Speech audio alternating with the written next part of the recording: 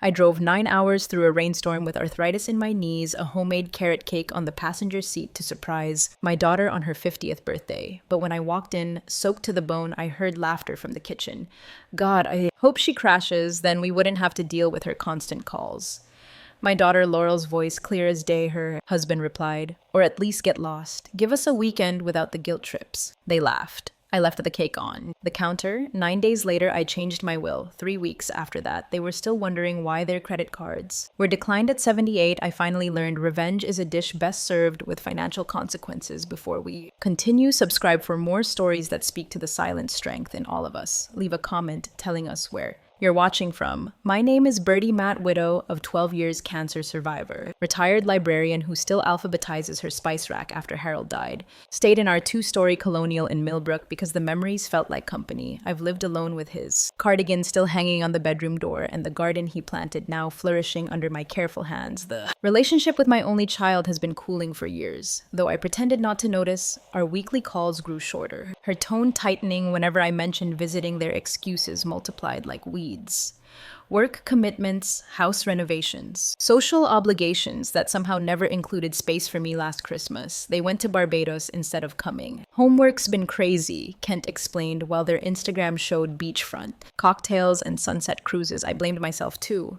Needy, too melancholy, too much. The grieving widow who couldn't move on. I sent care packages anyway. Homemade cookies, hand-knit scarves, birthday checks that grew larger as my desperation for their attention deepened. I became the grandmother who waited by the phone and saved newspaper clippings they'd never read. What I never suspected, what no mother imagines, is how completely they had monetized my love. The credit cards I guaranteed while they renovated their kitchen, the loans for their starter home that somehow grew to a 4-bedroom Tudor with a heated pool, the beach house down payment they secured while telling me they couldn't afford plane tickets to visit for my birthday. The rain falls differently now. Not as a storm to be weathered, but as a reminder that even the hardest downpours eventually clear when the financial dominoes I carefully arranged began to fall, when their carefully constructed lives began to crumble without my silent support. I discovered something surprising. Strength isn't measured by what you endure, but by what you finally refuse to accept. This is how I learned to stop being a doormat and start being the storm. The cake took me 2 days to make 3 layers of carrot cake with cream cheese frosting, decorated with tiny marzipan carrots I'd shaped with fingers that don't bend like they used to. Each carrot took nearly 10 minutes, rolling the orange-tinted marzipan, pinching one end to a point, adding the tiny green stems. I made 24 of them. Arranged in a circle on top like a little garden. Laurel had loved carrot cake since she was 7, when she declared at her birthday party that chocolate was too obvious. I'd risen before dawn on baking day, laying out butter to soften while I grated carrots until my wrist ached. The recipe was my mother's, enhanced over decades with extra cinnamon and a hint of nutmeg. Harold used to steal fingerfuls of frosting when he thought I wasn't looking. I pretend not to notice. You're driving all that way alone? Feta asked. When I told her my plan, she stood on her side of the hedge that separated our driveways, secateurs in hand, gray curls. Escaping from beneath her gardening hat, we'd been neighbors for 32 years, ever since she moved in after her divorce. She'd watched Laurel grow up, helped me care for Harold during his final months, brought me casseroles when cancer left me. Too weak to cook. It's not the Oregon Trail Theta, I'm taking the interstate. Not the point. Birdie, the weather report says heavy rain all the way to Connecticut, and your knees, my knees, and I have come to an understanding, I said carefully, placing the cake carrier in my trunk, nestled between 2 pillows to keep it from sliding. They complain and I ignore them. Fade aside the way she always did when she knew arguing was pointless. At least take your cell phone and call me when you get there. Yes, mother, I teased, though we were the same. Age, someone has to look out for you, she muttered, turning back to her roses. Left at 4.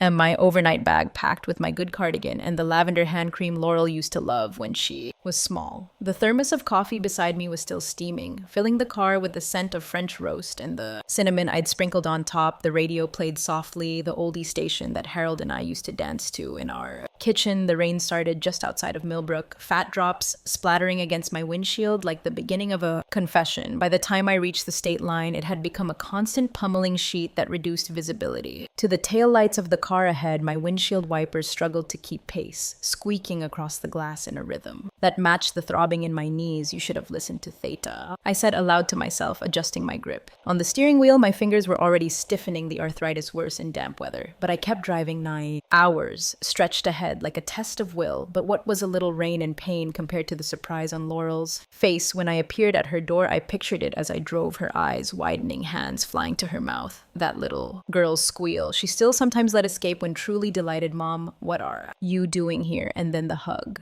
The genuine embrace I hadn't felt in longer than I cared to admit. The highway stretched before me, a river of asphalt, disappearing into sheets of rain. Trucks sprayed walls of water as they passed, momentarily blinding me. I slowed to 55, then 50, hunched forward as if those extra inches might somehow improve my vision. The cake sat secure in its carrier on the passenger seat, my physical manifestation of love and hope at a rest stop in Massachusetts. I eased myself from the car, wincing as my knees protested the movement inside the fluorescent lit building. I stood in the bathroom, massaging ice hot into my joints, the medicinal smell mixing unpleasantly with the industrial air. Freshener. An attendant watched me with concerned eyes. Long drive ahead, she asked, handing me a paper towel. About halfway there, I replied, attempting a smile that probably looked more like a grimace. Weather's supposed to get worse, she said. You might want to wait it out. But waiting wasn't an option. Birthdays don't postpone themselves, and I timed my arrival for just before the dinner. Laurel had mentioned planning with a few friends. I hadn't told her I was coming. Hadn't spoken to her at all in the 3 days since I decided to make the trip. The surprise was essential. It would cut through the formality that had crept into our relationship, bypass the careful scheduling and time limitations that now characterized our visits. Back on the road, I turned the heat up to combat the chill that had settled in my bones. The dashboard clock read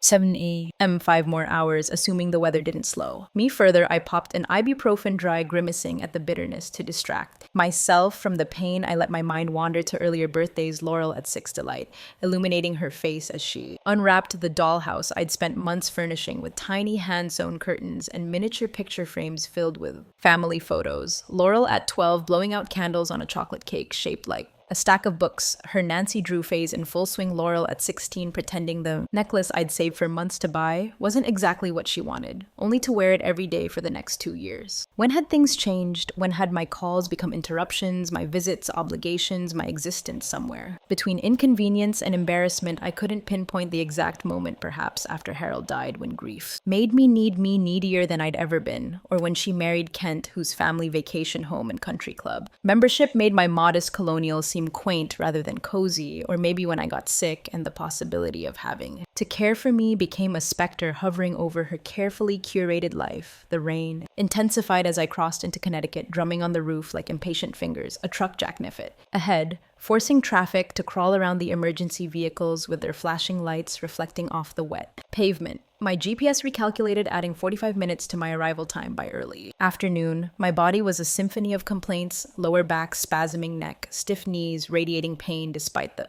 medication, but determination is its own kind of painkiller. I'd driven through blizzards to get Laurel to dance recital, navigated flooded roads to reach her college graduation. A little rainstorm and arthritis wouldn't stop me now. The suburbs of Hartford appeared through the rain like a mirage, familiar street names on exit signs offering reassurance that I was nearly there.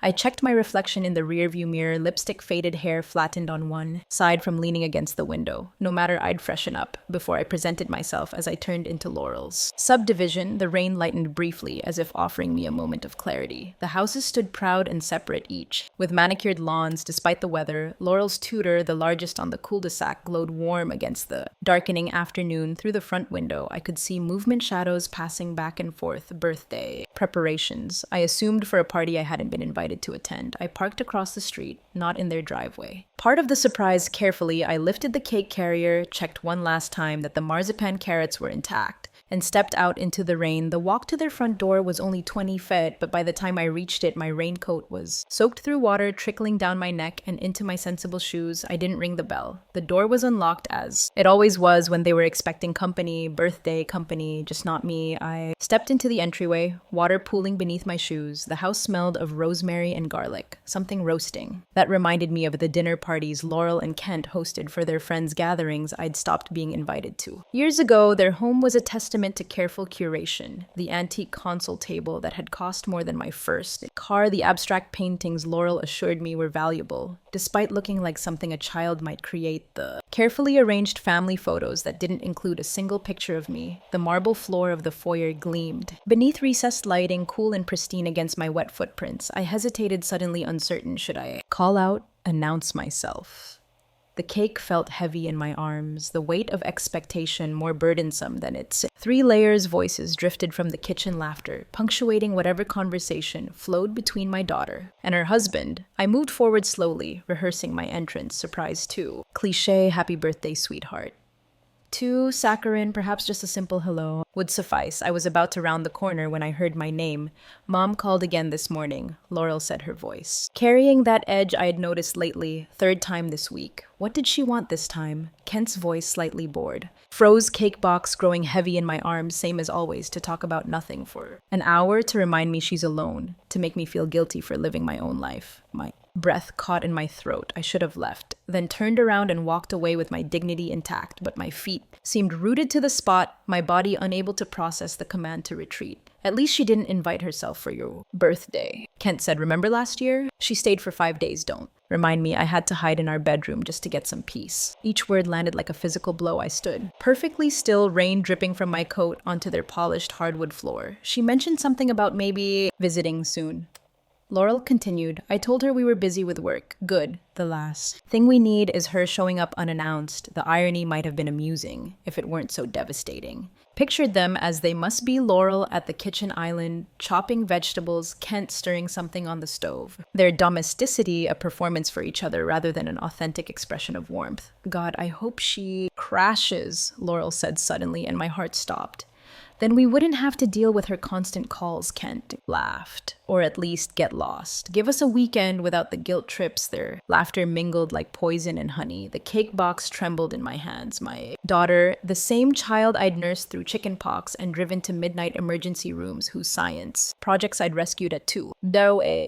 Whose broken hearts I'd mended with ice cream and patience, had just wished for my death, and her husband, the man who'd promised to honor the family he was joining, had laughed. I don't remember. Deciding to move my body simply carried me forward into the kitchen, where they stood, Laurel chopping vegetables, Kent stirring something on the stove, exactly as I'd imagined their faces when they saw me, shock draining the color from their cheeks, mouths opening in perfect circles of horror. Time suspended itself. In that moment, I could see the realization dawn in their eyes, calculations racing as they tried to determine how much I had heard, what damage control would be required. I saw Laurel's hand rise to her throat, a gesture she'd inherited from me, something we did when words failed us. I didn't speak, didn't cry. I simply placed the cake box on the counter, turned and walked back through the door I'd entered. Mom, Laurel called. After me, Mom, wait, but I was already in the rain again, moving faster than my old knees should allow, back to my car, back to the road that had brought me here. Bertie, please.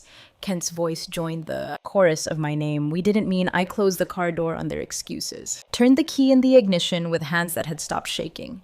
Strange how clarity can arrive in the moment. Everything falls apart. The windshield wipers swept away the rain, metronomic in their persistence, left, right, truth, love. Indifference in my rear view mirror, I could see them standing in the driveway, Laurel's arms wrapped around herself. Kent's hand on her shoulder, they looked small and insignificant, dwindling as I drove away. I didn't look back again. As someone ever betrayed your trust in a way you couldn't ignore? Subscribe and share your story in the comments. Sometimes the hardest part is driving away from what hurts us. The rain seemed to intensify as I reached the highway, as if nature itself were providing cover for my retreat. My clothes clung to my skin, cold and uncomfortable. But the discomfort seemed distant, secondary to the hollowness expanding in my chest, the passenger seat now empty of its precious cargo. Looked for Lauren in the gray afternoon light. My phone began to buzz in my purse once, twice, then continuously. As texts and calls poured in, I didn't need to check the screen to know it was Laurel frantically trying to repair what couldn't be fixed. I switched it to silent without looking.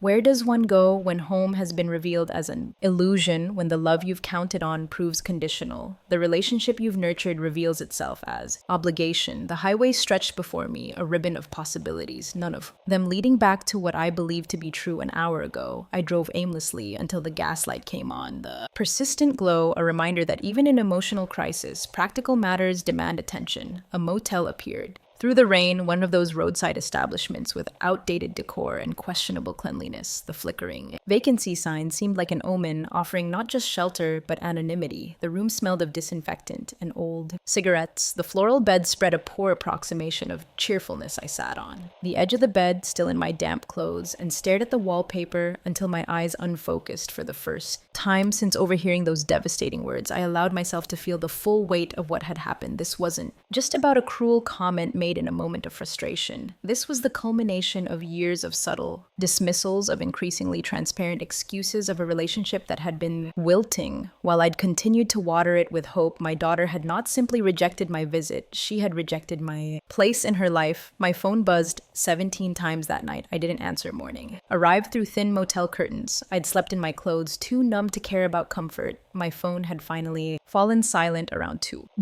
and battery drained from constant notifications. In the harsh bathroom light, I barely recognized my reflection. My eyes looked hollow, the lines around my mouth deeper. I showered and dressed in yesterday's clothes, then checked my phone. 27 missed calls, 42 text messages. Laurel, Mom, please call us back. You misunderstood, Laurel. We were just joking around. It wasn't about you, Kent Birdie. Please let us explain. Laurel, Mom, I'm worried. Where are you, Laurel? This isn't fair. You're scaring me. Kent, at least let us know you're safe, Laurel. If you don't call back, I'm going to have to call the police. The last was a bluff. Laurel wouldn't risk explaining why her elderly mother had fled in distress.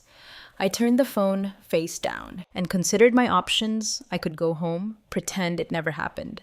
I could confront them, demand an apology, or I could do something entirely different. This wasn't the first disappointment. There had been smaller betrayals. I'd ignored the Christmas they'd canceled, claiming Kent had the flu, then posted Instagram photos from a Vermont ski resort the weekend visit when my toiletries were moved from the guest bathroom to a closet. Before their friends arrived, the graduation gift I'd sent to Kent's niece that received a thank you card addressed to Mr. and Mrs. Richards, as if from strangers' moments I dismissed as oversights, now formed a pattern I could no longer ignore. Instead of driving home or back to Laurel's, I entered a new address in my GPS, a residence in White Plains, close enough to retrieve what I needed from home, far enough from Laurel to maintain distance, a space where I could think without the weight of routine. My phone rang again. Not Laurel or Kent, but Theta Birdie. Thank God I've been calling since yesterday. Are you all right? Laurel called me, said something happened. I heard them, Theta. I heard my daughter say. She hoped I would crash my car and die. Silence for 3 heartbeats.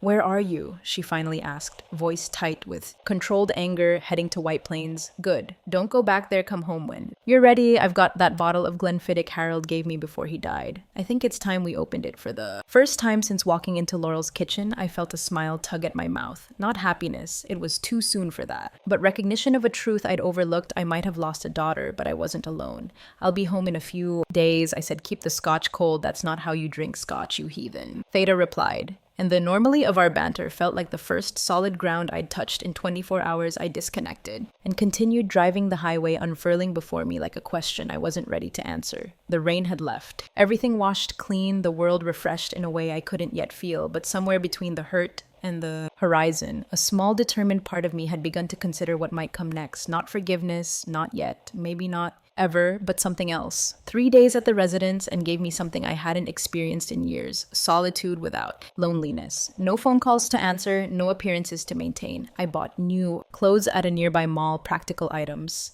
Nothing like the floral dresses Laurel always suggested would brighten my look. I silenced my phone except for calls from Theta, who provided updates on my house and my cat.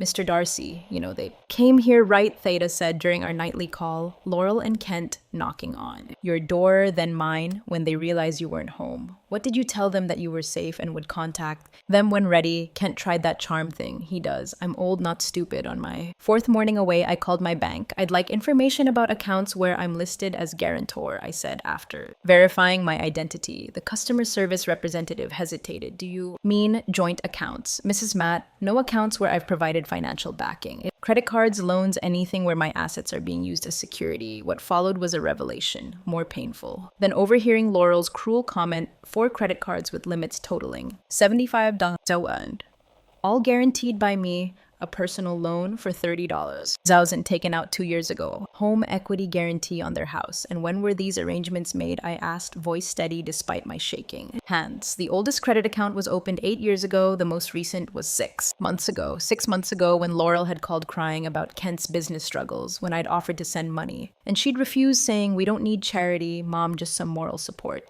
What she'd meant was that my signature was more valuable than my sympathy after the bank I called Harold's old investment advisor, Mrs. Matt. What a pleasure. It's been, 5 years at least. I replied, I need a complete accounting of my assets. Everything Harold left, everything I've acquired since he emailed the summary that afternoon. The Colonial in Millbrook now worth triple what we'd paid for it. Harold's life insurance, which I'd invested rather than spent my teacher's pension stock holdings that had grown. Steadily through careful management, family heirlooms, including my mother's sapphire ring and Harold's grandfather's. Pocket watch collection in total, just over $1 million, almost enough for the beachfront property in Rhode Island that Laurel and Kent had been saving for while claiming they couldn't afford. Plane tickets to visit me for Christmas, the beach house. The final piece clicked into place when I called Kent's mother, Martha, with whom I'd always maintained a cordial if distant relationship. Bertie. How lovely are you calling about the beach house? I know Laurel is so excited. The beach house, I kept my voice carefully neutral. The one they're closing on next month. Kent said the loan from his father, and I really helped make it happen. Though I understand you're contributing as well, I wasn't, at least not knowingly, but I was beginning to understand exactly what role my financial stability played in their lives. That evening, I sat on the hotel bed surrounded by printouts and notes, constructing a timeline of financial and emotional manipulation, so methodical it could only be deliberate. Each withdrawal from my emotional bank account corresponded with a withdrawal from my financial one. Each canceled visit came with a new request for support. Each dismissal of my place in their lives was accompanied by an expansion of my place in their financial planning. I thought of Harold, how carefully he'd built our security, how proud he'd been to leave me provided for, take care of Laurel. He'd said in those final days, but don't let her take advantage of your heart. He'd seen what I'd refused to acknowledge in the hotel mirror. I saw not just a foolish old woman who'd been blind to betrayal, but the shadow of someone stronger, someone who'd raised a child alone for long stretches during Harold's military deployments, who'd earned a master's degree at 40 while working full-time, who'd faced cancer with more courage than she now faced family dysfunction. I made one final call that night to Harriet McGill, my bridge partner for 15 years and the most ruthless estate attorney in 3 counties. I need to see you, I said. When she answered, it's about my will, is this? About Laurel? Harriet asked with characteristic directness. Yes. And about me, about time, she replied, my office Thursday 10. Zorro. When I hung up, I felt something unfamiliar, not the ache of betrayal or the hollow of grief, but a cool, clear certainty. This wasn't about revenge, it was about justice. Beginning with the woman in the mirror, Harriet's office featured coastal views and furniture too uncomfortable for lingering like Harriet herself. The space discouraged weakness at 72. She still colored her hair flame red and wore shoes that added 3 into her already imposing height. You look different, she said instead of hello. I am different. She nodded once, gestured to a chair. Tell me, I did everything from the 9-hour drive to the overhead conversation to the financial discoveries. Harriet took notes without interrupting her expression, unchanging, even at the most painful details. And now she asked when I finished, I want to change my will, all of it, and I need advice on removing my financial support. Without exposing myself to liability, Harriet's smile was brief but genuine. I've been waiting years for you to say those words. Let's start with the will. For 2 hours, we reconstructed my estate, planned the house on Maple Street, the investment portfolio, and all financial assets would go to the Millbrook Women's Shelter, where I'd volunteered after Harold died. My personal items would be distributed among friends with specific bequests for Theta and other neighbors who'd shown genuine care. And for Laurel, Harriet asked and poised. I thought carefully my recipe box in my diary, so she can read about the mother she dismissed and the life she didn't value. Harriet made a note deliciously petty. Approve. Next came the financial disentanglement. Harriet brought in her partner who specialized in banking law. And together we crafted letters removing my guarantees from Laurel and Kent's credit accounts. Effective immediately, we notified their mortgage company that I was rescinding the secondary guarantee on their home loan. We closed joint accounts I'd forgotten existed and opened new ones solely in my name. They'll feel this within days. Harriet's partner warned credit limits will be reduced, possibly to 0. Loan terms may be reconsidered. I understand, I said, signing another form with steady hands. The beach house closing will almost certainly fall through without your financial backing, Harriet added. I remembered Laurel's voice. God, I hope she crashes. I thought of their laughter, the casual cruelty of people who saw me as a resource rather than a person. So be it, I replied before. Leaving Harriet's office, I made one more decision. I called Martha Richards again. I wanted to let you know I've removed my financial guarantees from Laurel and Kent's accounts, I said without preamble. I don't understand, she replied, confusion evident. What guarantees the ones they've been using to secure credit and loans, including, I suspect, the loan for the beach house silence. Then, Bertie, they told us you were contributing half the down payment. That's why we agreed to loan them. The other half, a bitter laugh, escaped me. Well, I'm not, and I won't be. I thought you should know before the closing. That evening, back in my hotel room, I felt neither triumph nor guilt, but a strange calm clarity. I ordered room service, a luxury I rarely allowed myself, and ate watching the sunset over the White Plains skyline. My phone had been buzzing all afternoon, calls from unknown numbers I suspected were Kent, trying different phones to reach me. Finally, I answered one. What have you done? Kent's voice tight with panic, rather than concern. Hello, Kent. I'm well, thank you for asking. The bank called all our credit cards. They're saying the accounts are being restructured because you've removed your guarantee, the mortgage company too, and Martha called about the beach house. Yes, I spoke with her. Interesting that you told your parents I was contributing to the down payment when we never discussed such a thing. It was a misunderstanding, he said. Quickly, look, we need to talk about this. Whatever you think you heard that day, I know exactly what I heard and what I've learned since then. Makes it clear it wasn't a momentary lapse, but a pattern. Bertie, please no more Kent. No more manipulations, no more guarantees, no more financing a life that excludes me except when my credit score is needed. Give Laurel a message from me. The woman she hoped would crash has finally woken up. I hung up and blocked his number. Then I opened my laptop and booked a flight home for the following day. 9 hours of driving had brought me to revelation. A 90-minute flight would carry me toward resolution. As I packed my new clothes into my old suitcase, I felt neither young nor old, neither victorious nor defeated, but something else entirely. Free of illusions about my daughter's love, free of financial entanglements that had bound me to people who wished me harm, free to rewrite the final chapters of my life without obligation to those who had relinquished any claim to my heart. The rain that had accompanied my journey to Laurel's had given way to clear skies, as if the universe itself approved of my newfound clarity. At 78, I had finally learned that some storms aren't meant to be endured. They're meant to wash away what no longer deserves to stand. Have you ever had to make the difficult choice between peace and family? Subscribe, and if this resonates with you, at what point would you have drawn the line? Comment below and follow through to where the consequences begin. Home felt different when I returned. The familiar rooms of my colonial held the same furniture, the same photographs, the same view of the maple tree Harold had planted when Laurel was born. But I moved through these spaces as someone new, woman who had finally recognized her own worth. Mr. Darcy greeted me with his usual indifference,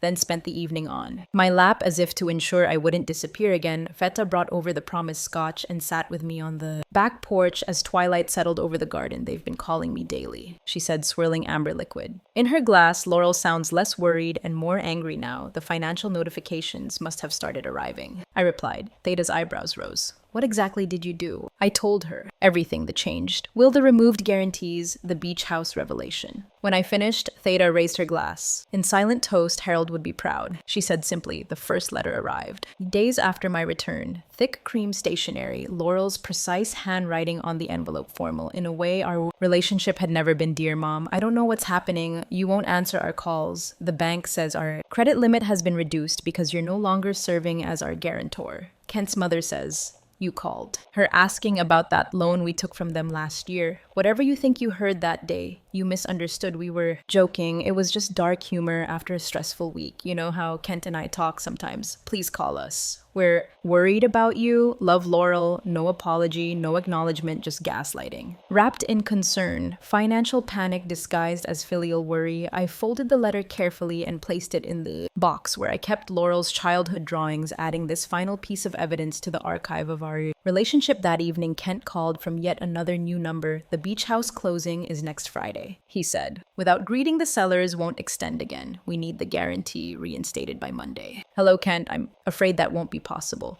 Bertie, be reasonable. This is our dream home. We've been working toward this for years.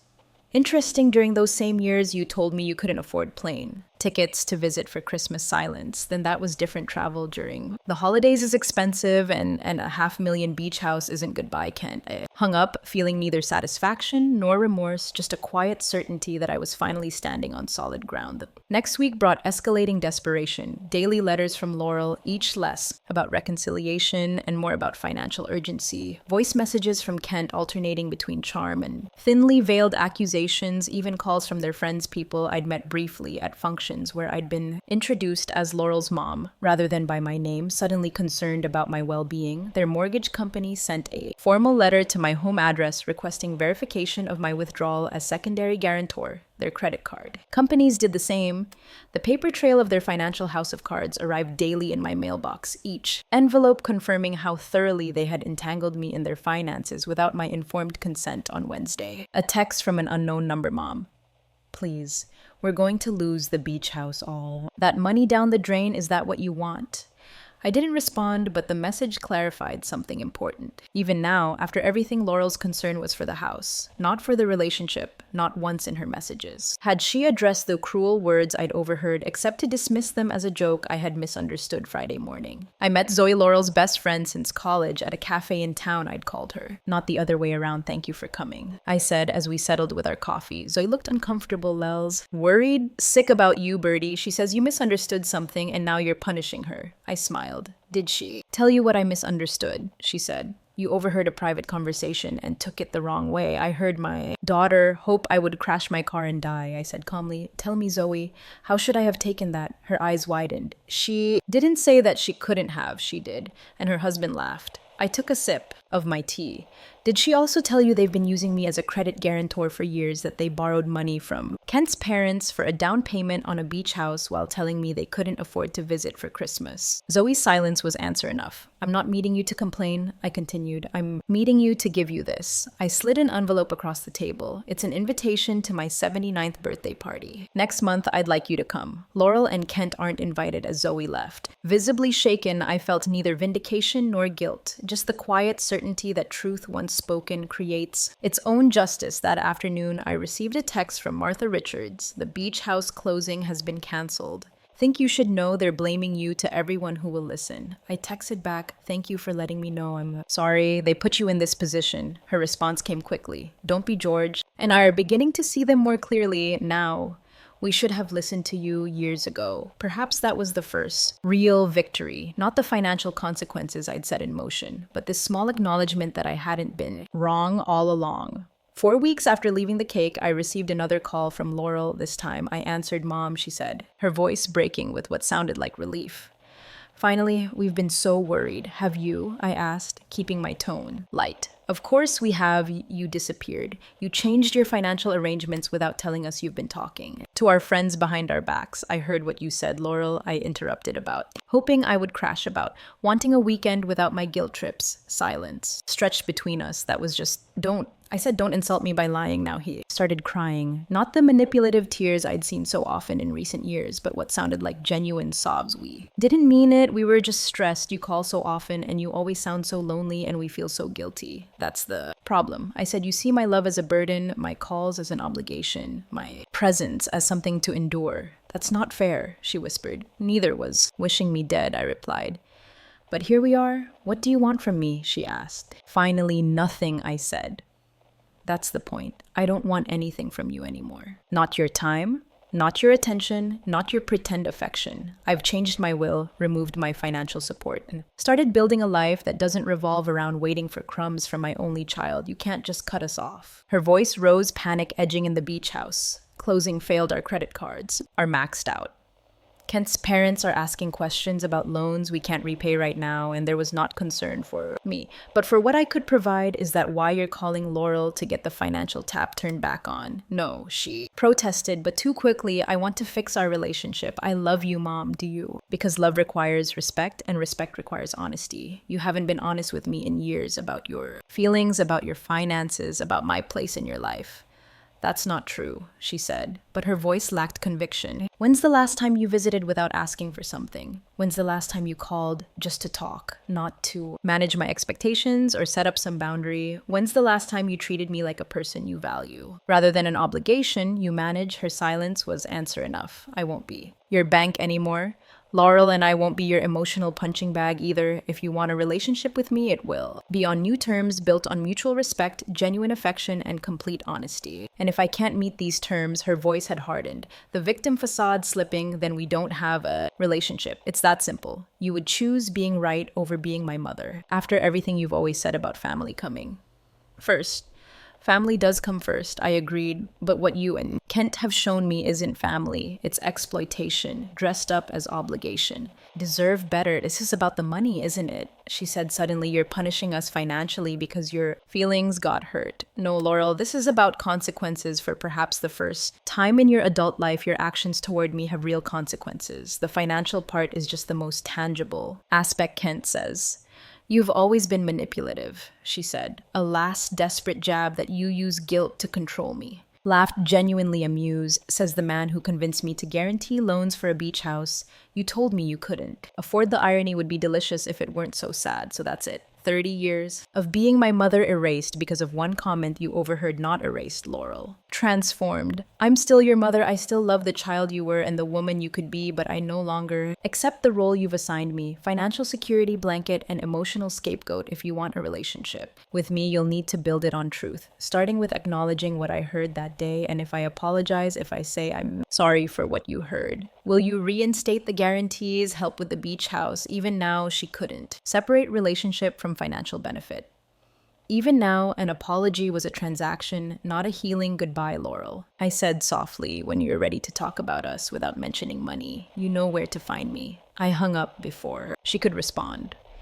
Feeling neither triumph nor defeat, but something more profound, peace. For the first time in years, I had spoken my truth without fear of abandonment, because I'd already been abandoned in all the ways that mattered. Outside my window, spring had arrived while I wasn't looking. The maple tree Harold had planted was budding green, promises unfurling toward the sun. Soon it would provide shade for the garden I'd neglected last summer, too busy. Trying to maintain a relationship that existed only in my hope this year I would plant tomatoes again, and perhaps something new, blueberries, or that asparagus theta had been encouraging me to try plants that take years to establish, but once rooted produce for decades. At 78, I still had time to grow. Something lasting, something real. Weeks after the rainstorm, I hosted my birthday party in the garden of my Millbrook home. Not the excessive celebration Laurel had always pushed for. You should rent the country club. Mom, make it special, but something genuinely reflective of who I am. Amphita was there with her infamous potato salad. Harriet came, her flame red, hair visible from 3 houses away. My bridge club, my book group, the women I'd volunteered with at the library, people who had been relegated to the periphery of my life while I centered those who valued me least. And Zoe came, having chosen our honest conversation over decades of friendship with Laurel. She tried to make me choose sides, she admitted, as we arranged cucumber sandwiches on my mother's silver platter. Said I was betraying her by coming today, and yet here you are. I observed, here I am.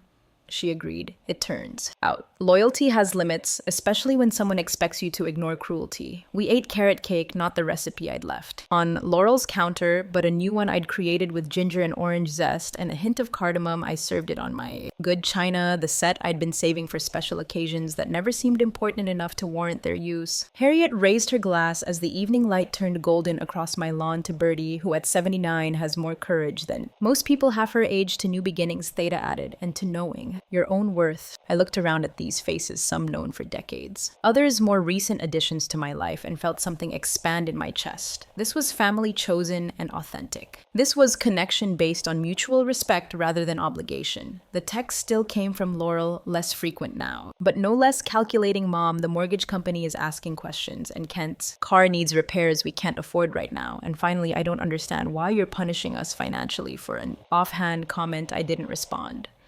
Some lessons can only be learned through experience, and Laurel's education and consequences was still ongoing. Instead, I focused on rebuilding the life I'd put on hold while waiting for my daughter's approval. I rejoined the library board I'd left when Laurel suggested it took too much of my time away from family. I signed up for watercolor classes at the community center, something I'd wanted to try since Harold died but never prioritized. Most significantly, I began volunteering at the Millbrook Women's Shelter 3 afternoons a week. Many residents were roughly Laurel's age women, rebuilding after relationships that had diminished rather than enhanced their lives. I helped with resumes, practiced interview skills with them, sometimes just listened as they processed how they'd found themselves in situations they'd never imagined. "You don't seem like most of the older volunteers," one young woman told me as we worked on her job applications. "You get it. How someone can love you and hurt you at the same time." I've had some experience with that, I replied. In these women's stories of manipulation and gaslighting, I recognized shadows of my own experience, different in degree, but not in kind. When the shelter director learned I'd changed my will to benefit the organization, she insisted on taking me to lunch. "That's quite a gift, Birdie. May I ask why?" I told her about Laurel, about the overheard conversation, about realizing how thoroughly I'd been used. "So this is about punishing your daughter?" she asked. "Not judging, just clarifying." "No," I said after considering. "It's about honoring what matters. These women are doing the hard work of rebuilding their lives with dignity. My money should go where it will foster strength, not enable entitlement." By autumn, I'd established a rhythm to my days that felt both new and familiar, like returning to a version of myself I'd set aside years ago. I planted those blueberry bushes Theta had recommended and joined a hiking group for seniors that met weekly to explore local trails. Laurel sent a birthday card store-bought with a generic message and a gift card to a restaurant chain. No personal note. No acknowledgement of our last conversation. I sent a polite thank you text maintaining the boundary I'd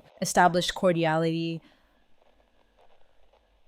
without capitulation. The financial consequences continued to unfold for her and Kent through Martha, with whom I now had coffee monthly. I learned they'd downsized to a smaller house, unable to maintain the tutor without my financial backing. Kent had taken a second job. Laurel had started selling real estate, something she'd once dismissed as beneath her education level. I took no pleasure in their struggles, but I recognized their necessity. For too long, I had protected them from the natural outcomes of their choices. Now reality was providing what my love had prevented. The chance to grow through adversity. In November, as the first snow dusted my maple tree, Zoe called with news. Laurel was pregnant. "She's about 3 months along," Zoe said. "I thought you should know." I sat with this information for several days, feelings tangled like yarn. I couldn't unravel a grandchild, something I'd wanted but stopped expecting. As Laurel approached 50, a new person who would exist beyond the complications of our relationship, a life coming into being, even as others were being redesigned. After careful consideration, I sent Laurel a card, not a text or an email, but a proper card on fine stationery instead. I wrote simply, "I've heard your news. A child changes everything, sometimes by their presence, sometimes by their absence. I wish you the wisdom to value what matters most if you ever want to discuss a relationship based on mutual respect rather than financial entanglement. My door remains open. With love." She didn't respond, but I hadn't expected her to. Some seeds take time to germinate, if they grow at all.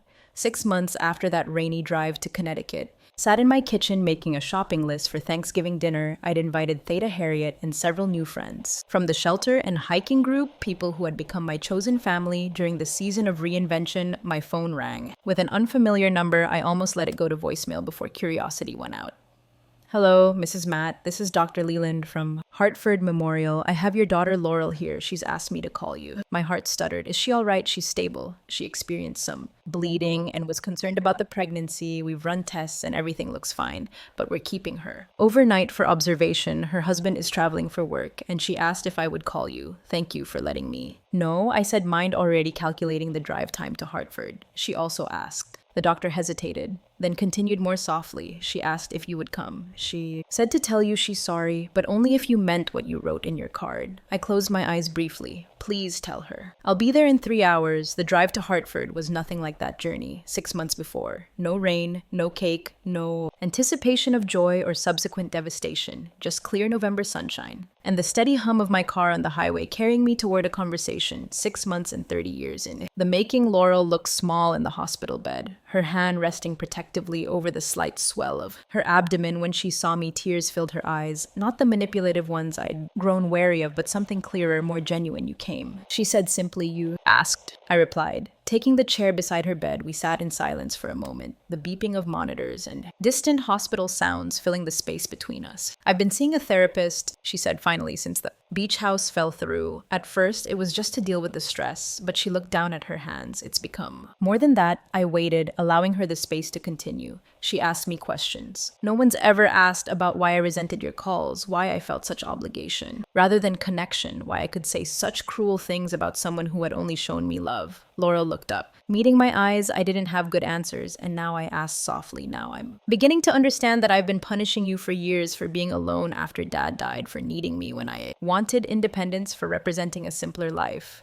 When I was trying so hard to build something impressive." Her voice broke. "For loving me unconditionally when I couldn't love myself that way. It wasn't a complete reckoning. Such things take years, not months, but it was a beginning, a seed breaking through hard, ground the financial stuff." She continued, "Lowing the beach house, downsizing meant having to take that second job. It's been hard.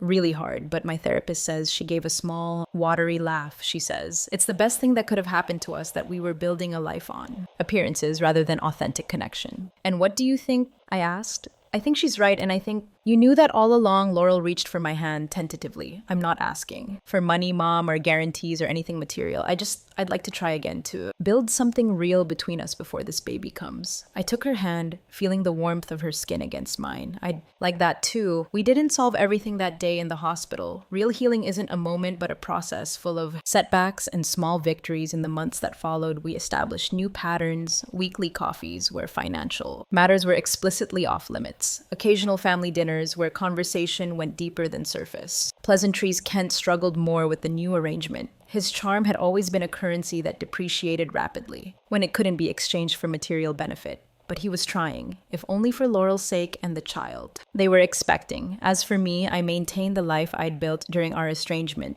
The women's shelter remained in my will, though I added a trust for my grandchild's education. My friendships deepened, my blueberry bushes took root. I continued painting watercolors, hiking local trails, and baking new recipes that were entirely my own creation. Some might call what I did revenge. I prefer to think of it as consequences. At 79, I finally learned that love without respect isn't love at all, and that sometimes the kindest thing you can do for yourself and others is to stop pretending the rain falls differently now, not as a storm to be weathered, but as a reminder that even the hardest things eventually clear, leaving the world washed clean and ready for whatever comes next. The carrot cake I bake these days has less sugar and more spice, like me, perhaps like the truth that finally set us all free. This morning, as I mixed batter for a new recipe, my phone lit up with a message from Laurel, an ultrasound image, a tiny profile in black and white with the simple text, "Your granddaughter, he has your nose." I touched the screen gently. This window into a future I hadn't been sure I'd live to see. Then I returned to my baking, folding in fresh ingredients, creating something that had never existed before. Much like the life I was building at 79, one honest conversation, one boundary, one choice at a time. The timer rang. It was time to take the cake out of the oven, time to move forward. Eyes open, heart cautious but not closed, time to accept that some journeys begin. Not with a 9-hour drive through rain, but with the courage to say, "Enough, I am worth more than this, we all are." At what age did you finally learn to value yourself above others' expectations? It's never too late to set boundaries and start again, whether you're 29, 59, or 79. Bird's journey reminds us that self-respect isn't selfish. It's essential. Share this story if you've ever had to walk away to find yourself. Follow for more tales of resilience, reinvention, and the quiet courage it takes to begin again. Remember, you're never too old to bake a new recipe for your